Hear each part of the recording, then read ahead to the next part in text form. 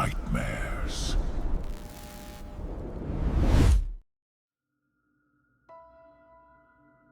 I spent the morning adjusting camera angles on the southwest deck. The light was bouncing off the bark just right, but the tripod was tilted from the storm last week, and the framing cut off the far end of the new rope bridge. I climbed down to reset the base with some stones underneath, then went back up and checked the screen. The bridge hung in full view, with the solar barrel tucked just behind it. That would be my hook for the day, finishing the second rain catch and going over the tension knots I used for the bridge. This wasn't some weekend camping video. I had built out the entire network over the last 6 years. 7 full-size tree houses, each with a purpose.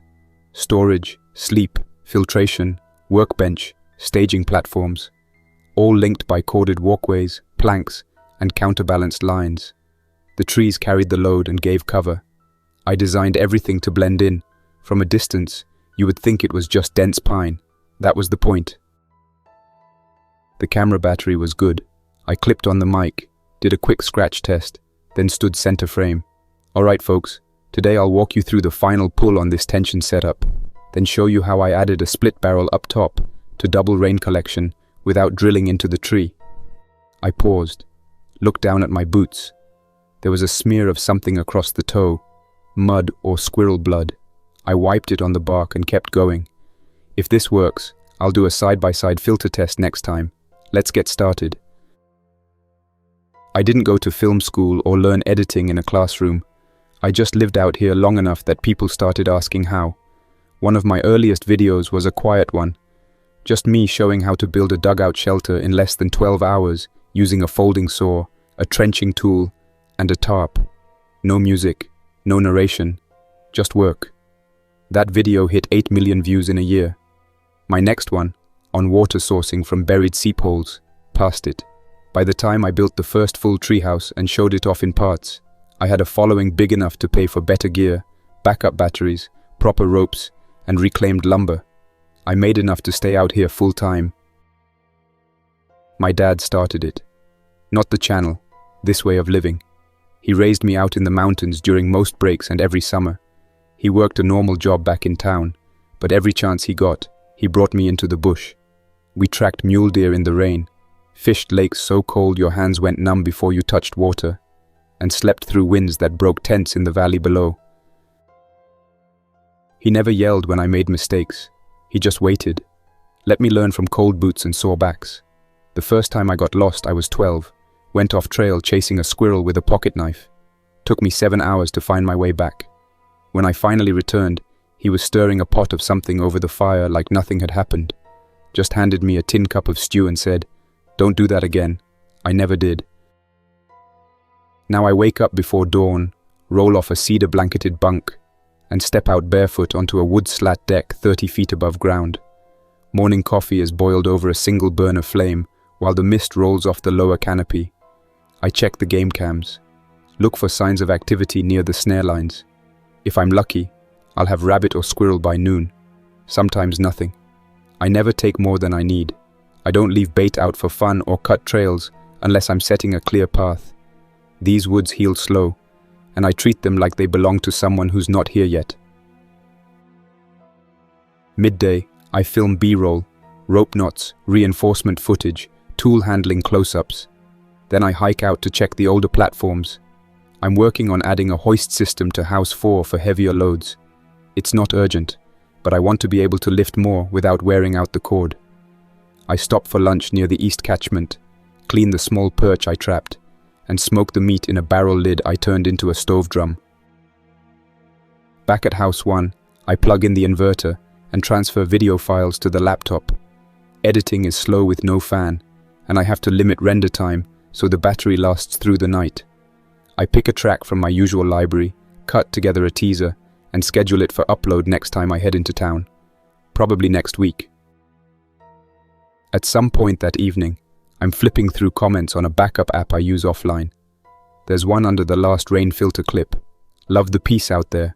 Wish I could escape this flu mess in the city. Everything's locked up." I scroll past it.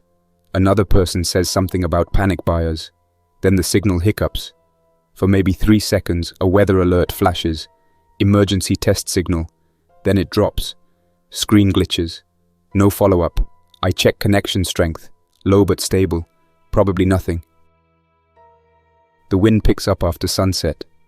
I pull the outer shutters closed and tie off the side cords so nothing bangs against the roof beams.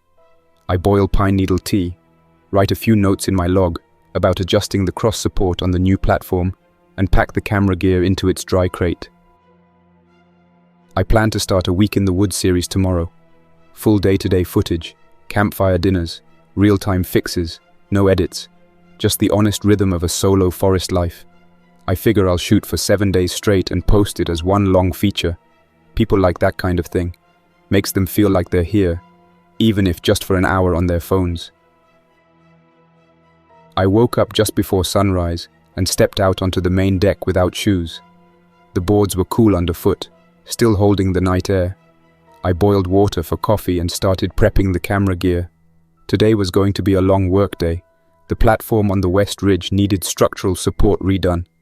I had pulled down the corner beam 2 days ago after spotting a crack where the brace met the trunk. Nothing urgent, but I wanted it filmed properly. The support was part of a future tutorial about multi-tree anchoring. By 9, I had the camera running. The sky was cloudless, the wind light just enough to move the upper canopy. I was halfway through describing the tie-in system I used between the dual bolts when I heard it. A long screech, rubber on asphalt, followed by a heavy thud. It echoed strangely, dulled by the trees. I paused the recording and stood still, listening. Another impact, then a metallic sound, twisted and dragged. It came from the southeast near the highway. I checked my watch. Not hunting season. No reason for truckers to be running that fast through the curve. There were no regular delivery routes out this way either. A few seconds passed. Then I heard a burst of sharp bangs, 5 in a row, spaced too quickly to be wood splitting or equipment failure. The wrong rhythm for hunting rifles. Too fast, too close together. I pulled the camera off the tripod and shut it down. No narration. No outro. I packed the lens in its crate and secured the mic to the wall bracket under the upper rafter. If there had been voices or engines, I might have assumed it was a patrol or an accident followed by a rescue crew. But there was nothing after the last bang. Just wind and birds. I climbed to the highest lookout I had, just a few feet above House 5, anchored between 2 mature oaks. There was a small perch platform with no railing, just enough space to kneel and brace a pair of binoculars. I kept the optics stored in a sealed ammo can tied under a branch lip. From up there, the tree line thins just enough to spot movement past the ridge. And that morning, I saw smoke. It wasn't thick, just a narrow column, not billowing, not fast-moving. A grayish-white trail rising from somewhere near the highway, maybe a mile out. Could have been a vehicle fire. Could have been someone burning brush too close to the road. But given the noises I heard, it wasn't routine.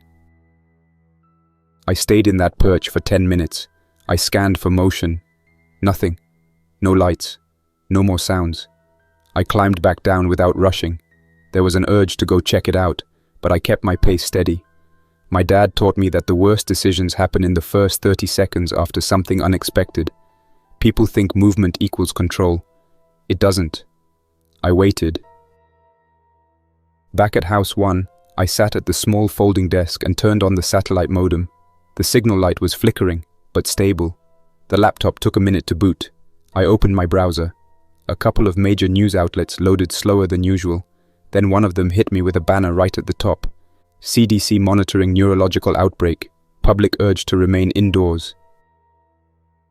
The article was vague.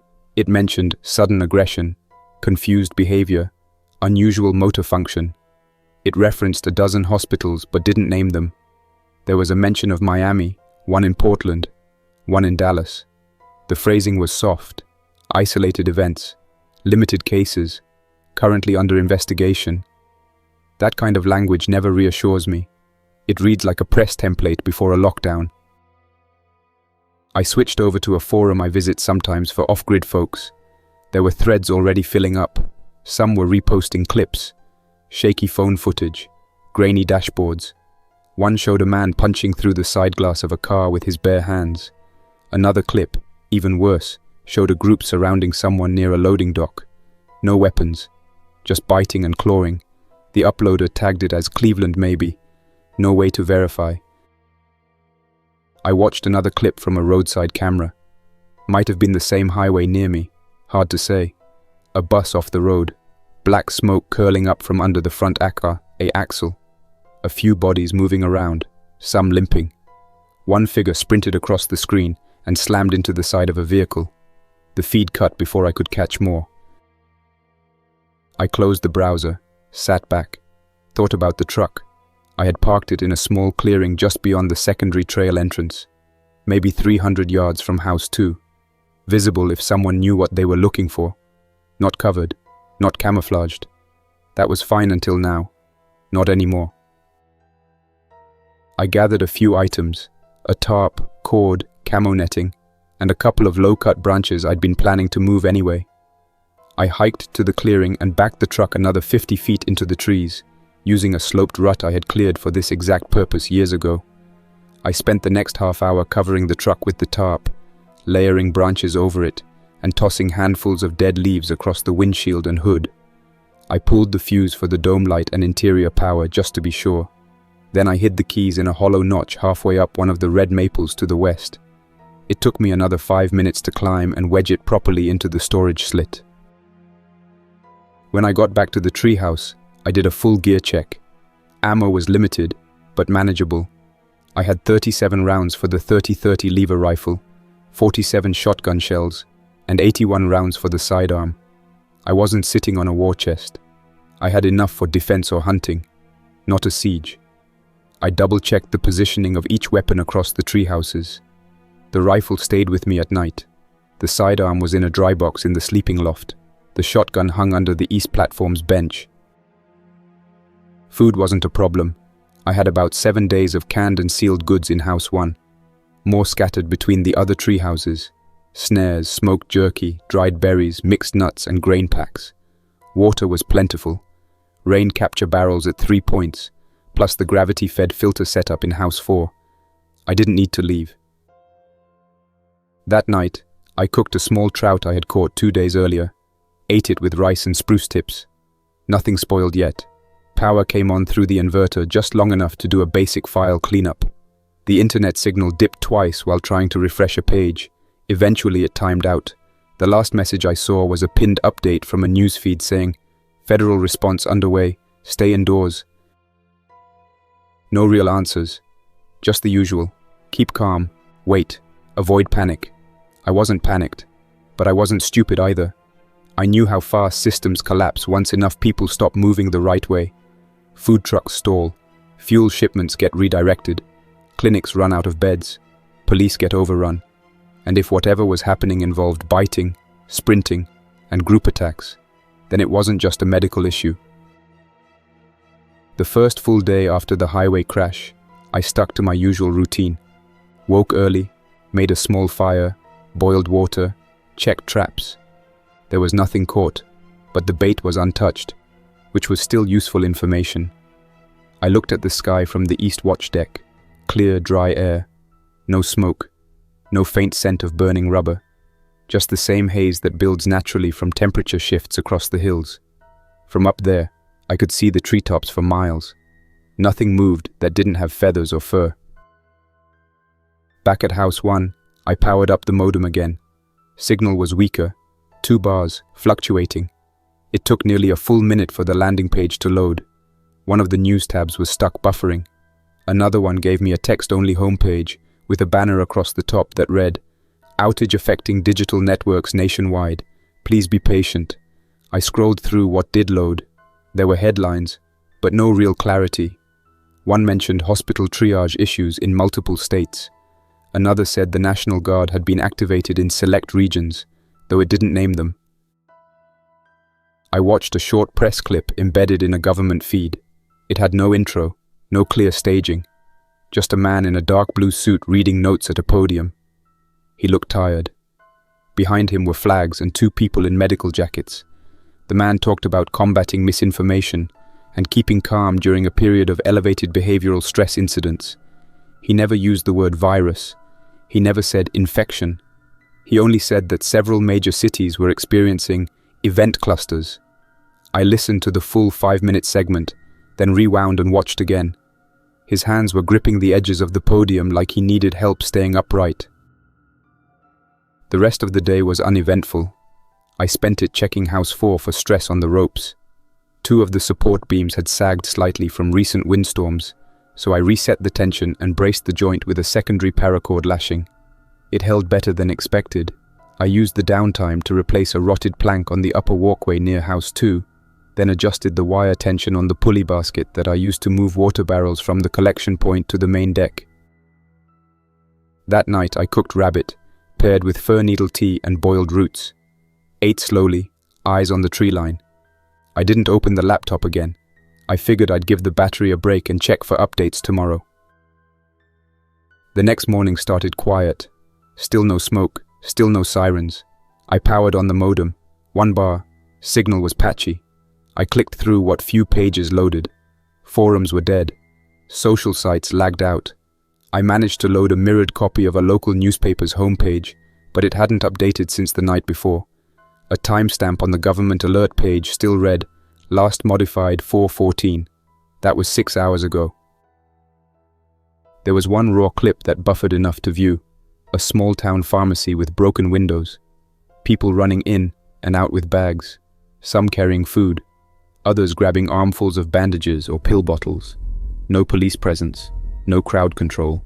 In the background, someone shouted something about a bite. Then the video cut to static. That afternoon, I sat down and inventoried every usable item I had. Not mental estimates. Real counts. 248 rounds total across all calibers. 26 days of food if I stretched canned goods with gathered roots, nuts and small game. 6 working water filters. 3 backup fire starters. 4 spare blades, not counting the ones I carry. I wrote it all down in the back of my main trail logbook. I labeled each page and copied the data twice. 1 sheet for House 1, another to store in House 5 in case I needed to move fast. Day 4, the signal dropped to a flicker. I could barely get the login page for the emergency bulletin to load. The only text that appeared was static, pre-written. It reminded users not to engage with suspicious individuals and to report unusual aggression to your nearest emergency service. The timestamp field was blank. That told me enough. I stopped waiting for new information and began preparing for long-term isolation. I racked my rifle on the main entrance hook inside the sleeping loft and added a second set of brackets to keep the barrel at arm's reach while resting. I built a sliding bar system on the underside of the trapdoor hatch using 2 solid oak beams and a pivoting latch. Simple but strong. A person trying to push up from below would find it nearly impossible. From inside, I could drop the bar in 3 seconds without standing. I started placing noise markers along key forest paths. Not obvious traps, just signals. Cans filled with pebbles hung loosely in the brush. Twigs arranged to snap under a certain weight. Dead leaves mounded slightly at crossing points to track footprints or disturbance. I didn't expect them to stop anyone. Just tell me if anyone was near. The weather held steady all week. Cold mornings, clear skies, dry wind out of the north. I kept hunting light. A few squirrels. 1 pheasant. Enough to keep the pressure off the stored food. I smoked the meat and sealed it into waxed paper packs tied to the storage crate in House 3, my food reserve outpost. That platform sat slightly lower than the others and was harder to reach without ropes, but it made for a good fallback if I ever had to abandon the main hub. By the end of the 5th day, I found myself talking into the camera again. Not for the audience, just for myself. I had the habit built in from years of filming. I sat on the floor of House 1 and recorded a short clip. Day 5, no aircraft, no radio chatter, no sirens, no neighbors on the road. Network is fading. I'm staying here. Forests holding. I paused, looked around the room, and added, still feels like the world is out there but quieter, like it stepped behind a curtain. I stopped the recording and closed the lens cap. It felt strange afterward, like talking into a well and waiting for something to echo back. The sixth morning was the quietest yet. No birdsong, which was unusual. I watched the sky for 30 minutes. No movement, no smoke, no cloud build.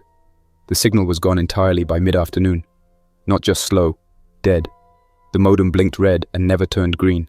I rebooted it twice. No change, no fallback.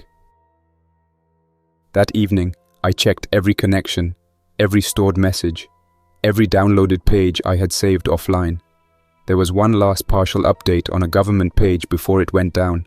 Something about national emergency protocols, martial law in effect, and a strong advisory against non-essential travel. The header image failed to load. The clock in the corner read Wheatley 1703 UTC, but no time zone, no date stamp. Could have been old. Could have been 30 seconds ago. I had no way to know. I stopped checking after that. No point. If something big had changed out there, I wasn't going to learn it through a half-dead satellite relay with dying infrastructure. I pulled the cable from the modem, packed the gear into the waterproof crate, and buried it 2 feet beneath the south-facing wall in the root well I had dug for storm runoff. It wasn't doing me any good anymore. That night, I sat on the roof of House 1 with the inverter battery half drained and the laptop screen set to minimum brightness. I opened an old video file, just for sound. Birds, a distant river, my voice, narrating over the build process for a rope swing bridge. The playback stuttered once, then steadied. The next morning, I tried to upload one of my queued videos. Just a simple walkthrough about crossbeam stabilization and winching technique, recorded before everything went quiet. It sat at 2% for over 10 minutes before erroring out. The upload failed. I opened the draft menu and rewrote the title into a status post. Said the signal was weak, the situation was unclear, and that new videos might be delayed for a while. I kept it short, no details, no guesses, just a quick line saying I was okay, and would post again when I could. After that, I skimmed through the comments. Most were from older uploads, ones that had still been getting views before the connection died. Some people were still asking about rope types or water purification tricks. Others were clearly writing from cities. One guy in Seattle said the power had gone out and come back twice in a day. Another in Michigan said his town was locked down with emergency crews on the roads. A few just wrote vague things. Anyone else feel like it's all off? There's more going on than they're saying. That was from 2 days ago. No one had replied. I closed the window and shut the lid. The inverter battery was nearly drained. I left it unplugged and put the laptop back into its dry crate. Then I went to work. I spent the morning checking the perimeter, watching for any new signs of human presence. There was nothing out of place until I reached the north edge of the ridgeline trail, where the tree line thinned slightly above the creek. There, I noticed something subtle. No birds. Not complete silence, but thinner than it should have been. That part of the forest usually had 3 or 4 active nests this time of year. Jays, wrens, some woodpeckers. But it was quiet. I paused, then followed the trail farther. At the creek crossing, I saw the second sign. Deer tracks, scattered, doubled back, with a wide veer. Normally they crossed that creek in a straight line, heading toward the lower brush near the game trail. This time, they curved off and vanished into thicker brush. I crouched to look closer. The tracks were fresh, no more than 12 hours old, but there were other prints near them. Human prints. 2 sets. One with boot tread, shallow and scattered. Another, more disturbing, was barefoot. The shape was wrong. The heel impression was deeper than it should have been for that stride. It dragged slightly, as if the foot didn't lift cleanly between steps. I followed both for maybe 50 yards before they vanished into harder ground. But the direction was clear. Southwest, deeper into the thicker brush. That afternoon, I headed out again, this time with the rifle slung across my back and a field scope in my side pouch. I took the north trail in a slow arc, passing by the old stump where I used to tie scent lures. The air smelled off, not like decay or rot, just heavy still. I moved quietly, ears open. 30 minutes in, I found the carcass. It was a doe, lying on her side in the shallow dip of a dry creek bed. The body had been torn open from the midsection, not clean, not like a predator kill. Guts spilled but not eaten through. The neck had deep scratches, not claw marks, more like fingers, hands. One leg was twisted under the torso unnaturally. Around the edge of the scene, the soil showed smears, disturbed drag patterns, some from hooves, others not. I circled carefully. There were more bare footprints. One pressed deeper than the others. The right side of the track trailed slightly, suggesting a limp or imbalance. I didn't go farther that day. I marked the spot with a notch on a nearby cedar and backtracked. The forest felt different as I walked. Not dangerous yet, just alert. Birds stayed silent in every direction. Even the squirrels were quiet. I returned to House 1 before dusk and sat for a while without lighting a fire, just thinking. That night, well after dark, I heard the first movement. It came from the northeast edge, past the slope where the old rain barrels used to be. The sound was wrong, not animals. Something heavier, but uncoordinated. Branches cracked out of rhythm, long pauses between steps, short bursts of crashing, then stillness. I stayed in the loft, rifle ready, and didn't move until the noise faded.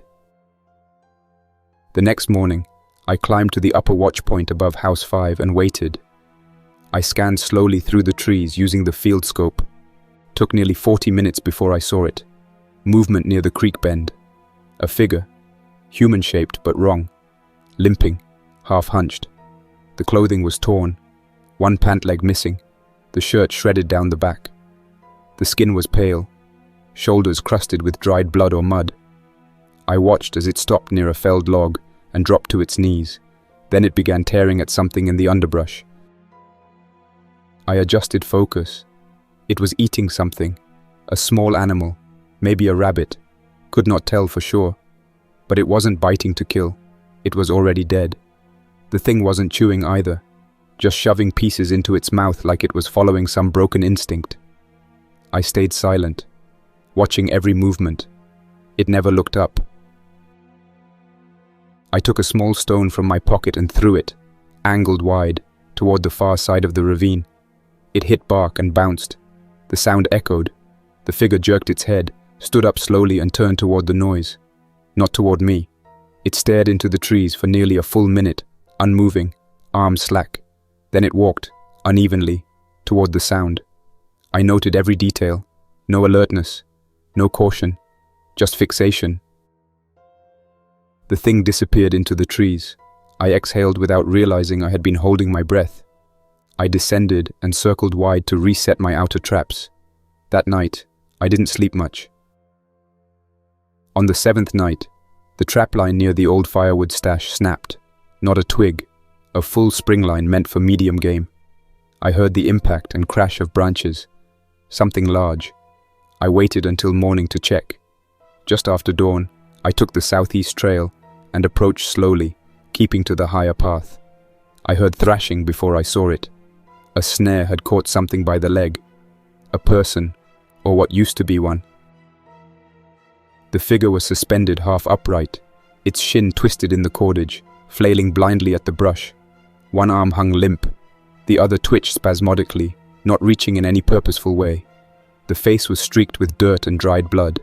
The mouth hung open, emitting short, wet gurgles that were not speech. It didn't cry out, didn't call for help. It just strained, teeth clacking when the head swung hard enough. I climbed a nearby tree. From 10 feet above, I had a clean shot, rifle steadied across a branch fork. I studied the body for a full minute. Male, 30s, shirtless, deep lacerations across the torso. Bite marks on the left side of the neck, long dried, eyes milky, unfocused, skin grey and waxy at the extremities. The trap cord was cutting into the ankle. Blood ran slowly, not normal, sluggish. I lined up the sights and took one shot. Center mass below the sternum. The body jerked, spun, and kept thrashing. No reaction of pain, no sign of awareness. Just motion. I reset my grip, adjusted 2 inches higher, and fired again. This time into the center of the forehead. The motion stopped immediately, limbs slackened, the head dropped forward. I waited 5 minutes, No response from the woods. No echo calls. No reply movement. Just silence. The forest held its breath. I climbed down and approached slowly. The body was already cooling. I didn't touch it. I backed off, gathered dry wood, and built a ring of flame. An hour later, I burned the remains completely. No smoke trail rose above the tree line. I made sure of it. Afterward, I sat in house 2, hands resting on my knees, just watching the woods. That was the first infected to make it this far. It wasn't lost. It wasn't wounded and seeking help. It had crossed miles of wilderness, followed nothing but scent or instinct, and stepped into my space. After burning the body, I stayed in house 2 for most of the day, watching the trails through the northeast quadrant. Nothing moved.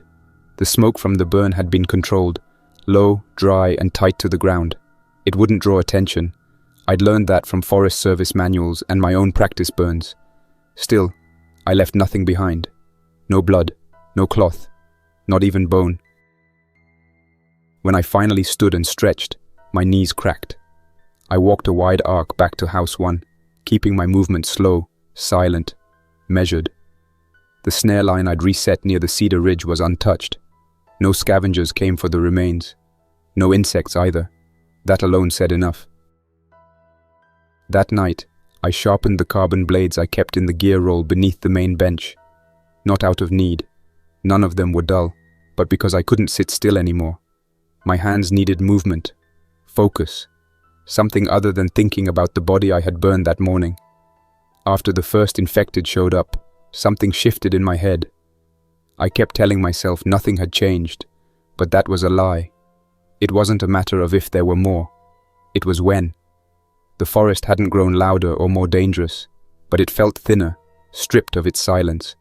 Something had peeled back the cover. I stopped filming that week. Not officially. No post, no sign-off, but I didn't set up the tripod again. There was no point. I didn't want to explain to a dead internet what it felt like to smell blood at the edge of your safe zone. The lens had always been a layer between me and whatever I was doing. That layer didn't help anymore. 2 days after the burn, I took the rifle and went out hunting. Not for food, just movement. I made a long circle past the western line, down through the shale shelf that overlooked the dry ravine. That area rarely drew deer, but sometimes you could find sign in the morning dew. I tracked for nearly 3 hours before finding fresh scat near a cluster of oaks. No hoof prints nearby, which was strange. Almost like something had disturbed their normal route, pushed them off trail. I kept moving. I spotted a lone buck through the trees around mid-morning. It was lean, limping slightly in the rear left leg. It wasn't running from me, just scanning. Jerky head movements, body still. That wasn't normal prey behavior. That was fear from something else. I didn't fire. I backed away quietly and circled to the edge of the eastern rise, where I had a good overlook on the clearing below. No movement, no sound. But I felt watched. I stayed another 20 minutes, then returned to the house. That afternoon, I finally went to check the truck. I hadn't touched it since the first signal loss. I'd buried it deeper off-trail than usual, up into a tight hollow where downed trees made decent natural cover. I took my time approaching. If someone had found it, I would have seen signs, cleared brush, drag marks, compressed ground. Nothing. Still hidden. I checked the battery fuse. Still pulled. I opened the door with the emergency key I kept in my bootlace knot. The interior was clean, nothing missing, but I took the food stash and relocated it anyway. On the way back, I added 2 more traps.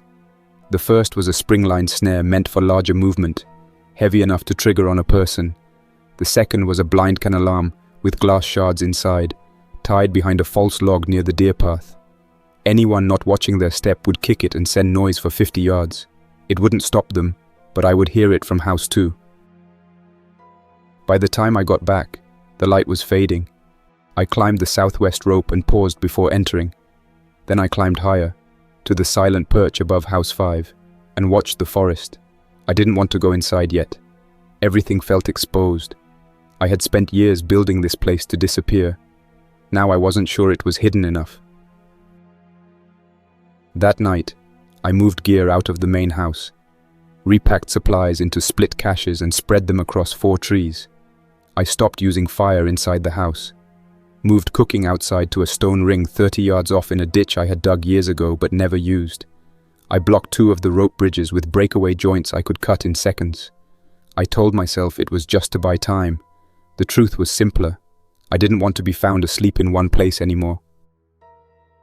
4 mornings later, I was boiling water over a low flame, prepping a strip of smoked rabbit and some pine greens, when I heard it. Not the usual wrong forest noise. This was distant but distinct.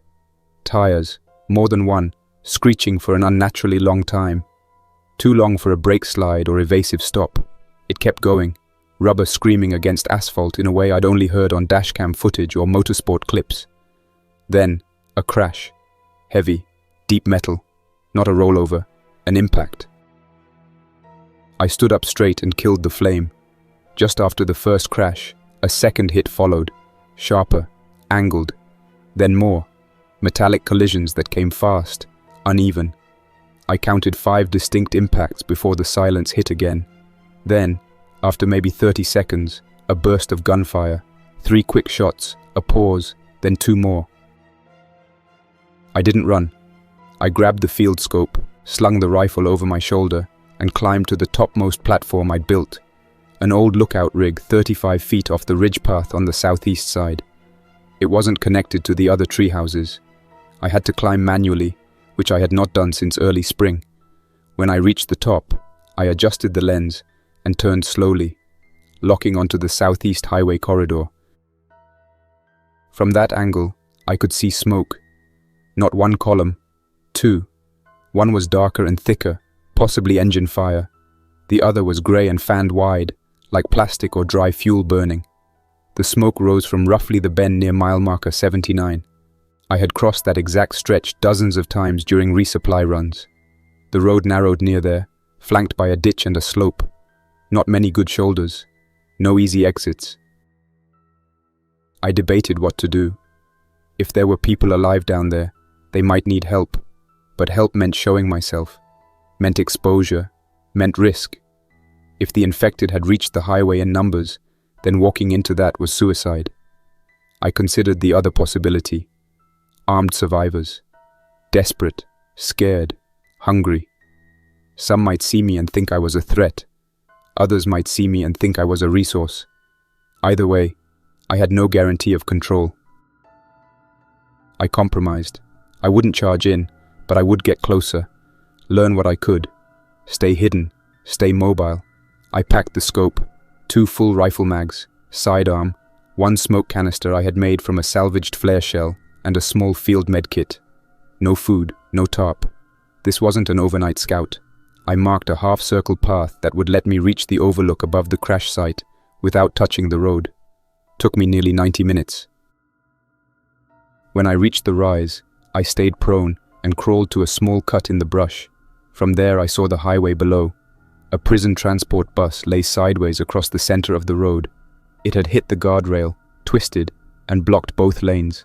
A delivery truck sat jackknifed against it, its trailer curled into the ditch. Behind them, a handful of civilian vehicles, 3 sedans, and what looked like a state service pickup, were crumpled or spun out. None of the engines were running. Most of the windows were blown. Some from impact, some from something else. What struck me first were the orange uniforms. Not bright, dusty, torn, but distinct. Prison issue. Some of the men were still in partial restraints. Others had clearly broken out of theirs. A few had stripped down or changed into what they scavenged from the wrecked cars. I counted at least 4 guards, 2 unmoving, 1 slumped near the ditch, and 1 standing, weapon drawn, before being tackled from behind. I watched it unfold in silence. No sound from my distance, just movement. The infected were already among them. 2 were on all 4s, crawling fast and low like they had forgotten how to walk. Another one lurched upright, missing an arm, head bobbing with every step. They moved straight through the wreckage, attacking whatever moved. The panic was real. 1 man in orange pulled another out of the way, tried to drag him back, then slipped and let go. Another stabbed a wounded guard in the neck and grabbed his pistol, only to turn and fire wildly into the mess. Some prisoners ran. I saw 3 head directly into the woods to the north, leaving everything behind. One stopped long enough to grab a crowbar from a wrecked van. Another sprinted with nothing but socks on. A few stood their ground, swinging makeshift weapons. Most just vanished into cover, scattered in every direction. The infected didn't chase far. They were focused, immediate, short-range predators. I stayed where I was. The rifle rested steady on a padded elbow. I never shouldered it, never aimed. There was nothing I could do down there except get killed. I watched it fall apart. I memorized faces. One man, bald, grey eyes, stopped to help someone who'd fallen, pulled him up, didn't leave him behind. Another, a younger guy, maybe 20, punched his way past a guard's corpse to grab a set of keys, and then left without even checking for survivors. The worst moment came when someone climbed into one of the sedans and tried to start it. The ignition turned, but nothing caught. He tried again, then gave up and ran. The delay cost him. I saw him go down under 2 of them. It didn't last long. Smoke was thicker now. 2 small fires had caught in the wreckage. The metal was too twisted to spread flame fast, but it was hot enough to warp the windows. I saw at least one shape still moving inside the bus. Could have been someone alive. Could have been something else. I didn't stay to find out. I backtracked twice, changed paths, then circled wide through the old dry gulch. I moved faster than I wanted to, but I knew I had to beat the others. If even one of those escapees was heading toward my forest line, I needed to be ahead of them.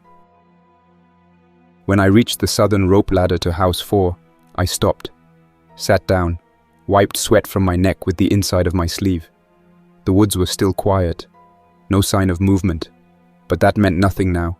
Humans were coming, maybe infected, maybe desperate, maybe worse. That highway crash, whatever caused it, was a chain that never got broken. I remembered the earlier accident, the one from almost 2 weeks ago. The smoke I saw from this very platform. I had assumed it was cleaned up, that someone came, but maybe they never did. Maybe the wreck sat there. Maybe someone got infected inside and left behind something worse. And now this mess piled on top of it. No one came. No rescue. No cleanup. Just more fire and dead. I kept off the ground for 2 full days after the highway wreck. I moved only by rope bridge and upper path, sleeping in House 4, then House 2, rotating through to avoid pattern. I ate cold meals. No fire, no smoke. Even the small solar panel I used to top off the inverter stayed covered. The wind was dry, and the trees still. I didn't want any sign of reflection catching an eye from below. By the 3rd morning, I started seeing signs. At first, just 1 or 2 that I could have ignored. A shallow boot print near the southern trailhead, too wide for any animal but not recent enough to be tied to me. I measured it with a stick I kept marked for track depth, deeper than mine, likely from someone heavier or carrying a pack. It was angled awkwardly too, like the person had stopped and turned quickly, pivoting with weight. The second sign was clearer. On the edge of the creek bend west of the broken pine, someone had left behind a half-crushed plastic water bottle. Not a hiker's bottle. Cheap store-bought clear wrapper, no lid. Still held maybe an inch of water. That stretch of creek never sees casual campers. It's off the maps. No real trail leads there unless you know the cut-through past the deer run. I've never seen trash down there unless I left it by accident. I took the bottle back, burned it the next morning in a barrel fire set deep inside a rock pit. Later that day, near the southern maple ridge, I found 3 cigarette butts pressed into the dirt behind a fallen log. That confirmed it. Someone had sat there for a while, long enough to finish more than one. They didn't dig a trench or ash pit, just flicked and moved. Judging by the fading around the paper edge, it was fresh within 48 hours. That night, just after sunset, I saw fire, small and faint, tucked into the hollow of the ravine about 300 yards downslope from the old bear scrape. It wasn't smart fire, no cover, no reflection control. The flames were weak, and whoever built it tried to keep it narrow, but the smoke still drifted in pulses. From where I sat on the north overlook deck, I could barely make out a shape crouched nearby. Two more moved behind him. I didn't approach directly. Instead, I worked my way around to the high cedar platform above the stream fork. That gave me a shallow angle to observe without line-of-sight exposure. By the time I reached it, they were talking. Not shouting, but not careful either. Too relaxed for people who had seen what I saw on the highway. There were 4 of them, 3 men and 1 woman. One of the men wore part of a corrections officer's uniform. Badge ripped off, name patch missing, sleeves rolled.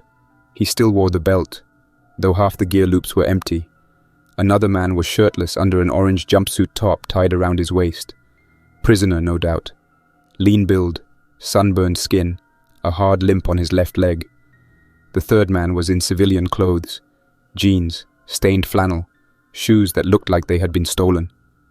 The woman sat with her knees pulled to her chest, wearing what might have been a truck stop hoodie. She didn't speak much. The one in the guard gear took the lead. He tried to organize them, talked about heading for higher ground, watching for water sources, rationing. He sounded like someone who still believed there was a plan. The other 2 were not fully on board. The flannel guy was jumpy, kept asking what they'd do if they found something. Not someone. Something. The way he said it made me pause. He was the type to push, take, and justify it later.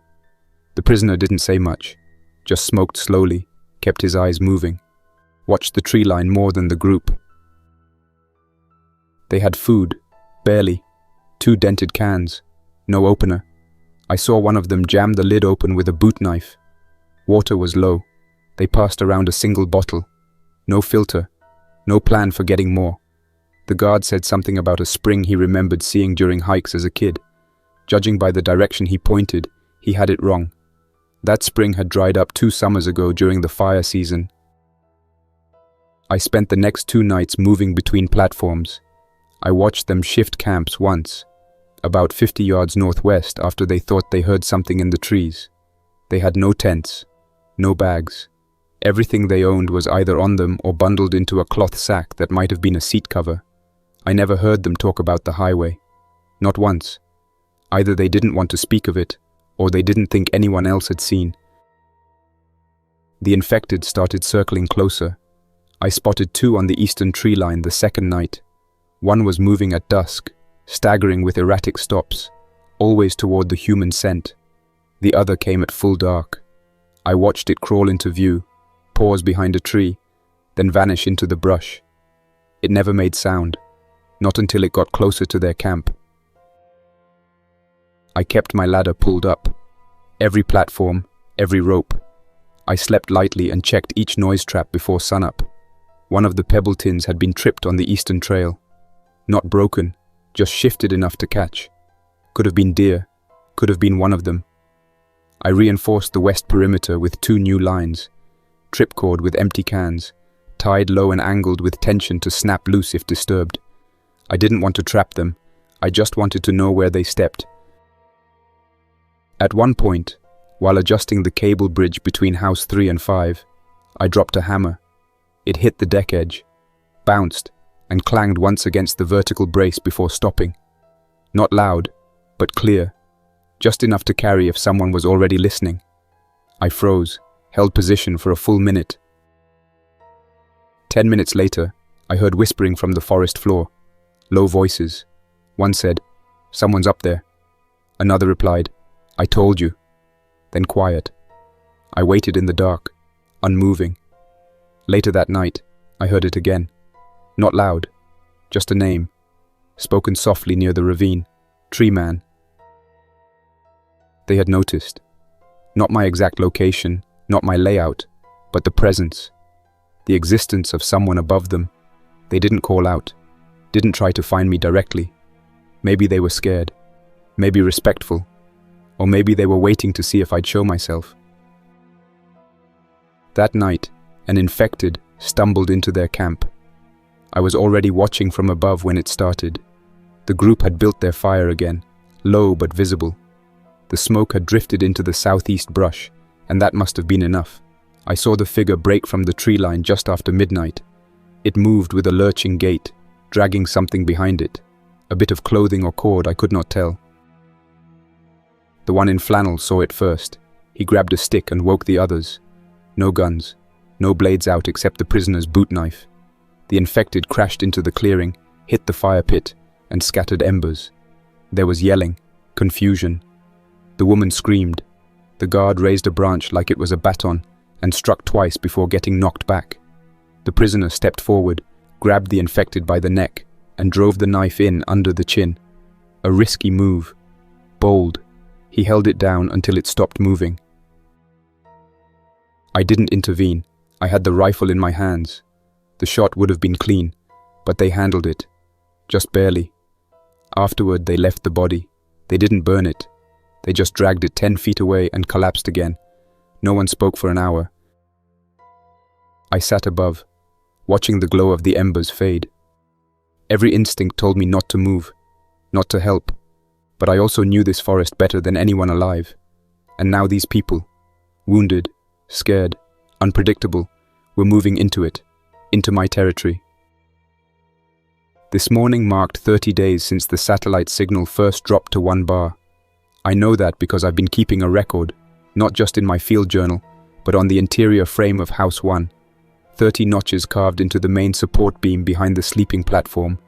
1 mark for each full sunrise since the last clear alert, the last real connection. Since then, no updates, no map overlays, no news sites, no loading icons either, just silence. The modem hasn't blinked green in over a week. I stopped turning it on 2 days ago. The power usage isn't worth the routine. I have no illusions anymore about checking back in, about hearing from someone else out there, or watching the feed click to life with some update telling me what cities still stand. I'm too far removed for rumors. Even the emergency cache of downloaded pages, the health bulletins, mapping files, weather projections, are now badly outdated. Some of the maps are probably irrelevant now. Highways cut, towns overrun, routes destroyed or blocked. Every piece of outside knowledge I have is rotting like meat in the sun. The forest has changed. Not all at once, but steadily. The animal sign is thinner than it used to be. Songbird patterns are broken. The usual call and response rhythms have gaps. Twice now I've found predator kill signs in places they never hunted before. Something's pushing them out of their comfort zones. That pressure is coming from below, the roads, the highways, the floodplain trails. I've seen more infected silhouettes in the past 5 days than in the entire first 3 weeks. They don't track well through brush, but they keep moving. Smell, sound, maybe memory. Whatever drives them, it's enough to get them deeper than I expected. The group below still holds together. Somehow. 4 people now. One of the men is gone. Either split or didn't make it after the infected breach last week. I don't ask myself which. They've relocated twice, moved west about 200 yards, closer to one of the blind spots in my trap line. They've started mimicking what they've seen me do, hanging gear in trees, moving at dusk, stashing food in split branches. They don't know what they're doing, but they're watching closely enough to adapt. On the 29th day, the man in flannel, who's proven the most volatile, tripped one of my old perimeter snares. Not a lethal one. It was meant for mid-weight game. Wild dogs, boar, the occasional curious bear. The line caught him across the knee and pulled hard. His yell carried halfway up the ridge. He wasn't seriously injured, but it made him angry enough to start shouting about whoever lives up there and how they were going to take what they need. The prisoner said nothing. The woman just crouched nearby, watching the trees. I repositioned that night, moved to House 5, which has a better line of sight on the Central Valley path they're now using. I set out noisemakers at both southern approach trails, used heavier cans, thicker stones. I expected something to happen. I didn't expect how fast it would come. This morning, just before dawn, they were attacked. It started with motion in the lower brush. 4 infected pushing through the pine needles, quiet at first, then breaking cover. I watched it unfold from the upper platform with my rifle already on the hook beside me. The fire below had gone out hours earlier, but the scent must have lingered. They weren't running, just moving with that steady broken gait, limbs pulling awkwardly, jaws slightly slack, that guttural breathing that clicks into place when they get close. The prisoners didn't have time to set a defense. They woke up to movement. The woman froze.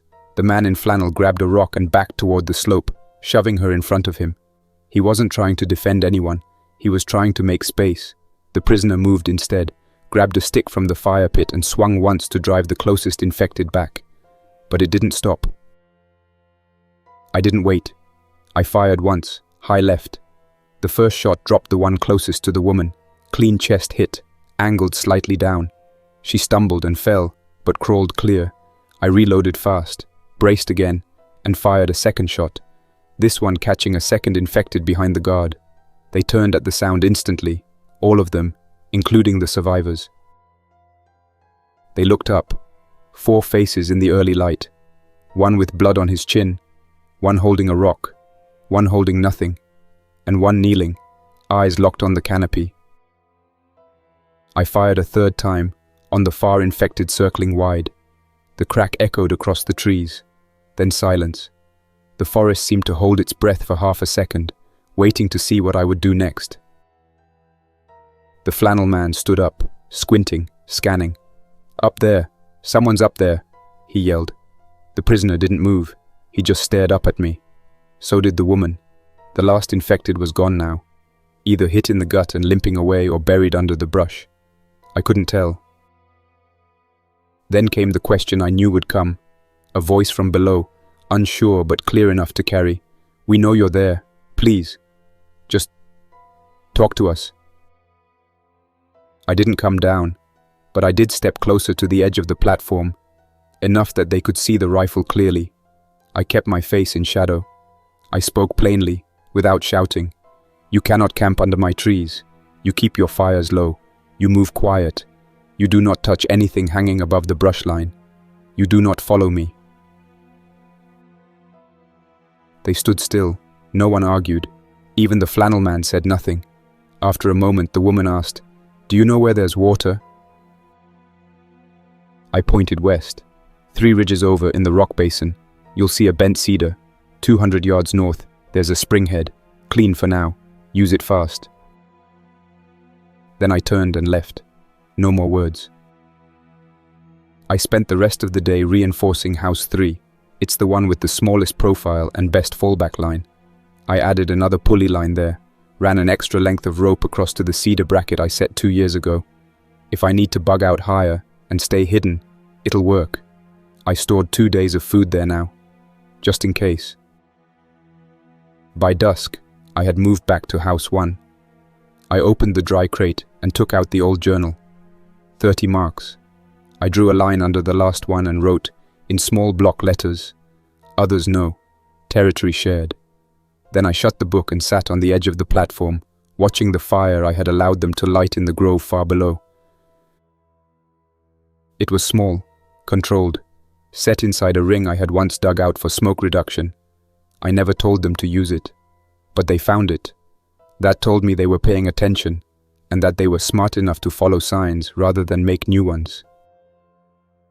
Beyond the firelight, the tree line moved. Shadows shifted. Infected shapes hovered at the edge, waiting for noise, heat, scent. They didn't rush. Not yet. The survivors down there didn't talk much anymore. They just took turns keeping watch, crouched close together. This forest isn't what it was. 30 days ago it was mine.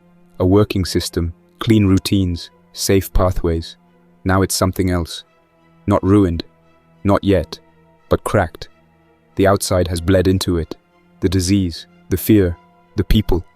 I can't remove them. Not all of them. Not without becoming something I don't want to be. So I have to decide. Stay hidden, guide from the shadows, and guard what's left. Or step out and start shaping something from the wreckage. I looked down at their camp. The fire flickered low behind a screen of branches. It wasn't much, but it was human. Still. 30 days since the signal died. 30 days since the world stopped reporting in. Up here, in the trees, I built something to keep myself alive. Maybe it can be more than that now. And that's where we'll stop for now. Thanks for listening. Don't forget to like, subscribe, and tell me how the story hit you, what moments worked, what didn't, and what you'd want to hear next. And a big thank you to everyone supporting the channel, especially with extra membership: Carlos Herrera, The Great Anywho, Jadala, Madam Midnight, Deborah Powell, William Blackwell. You keep this project alive. Until next time, Survivor, Jack's Nightmares signing off.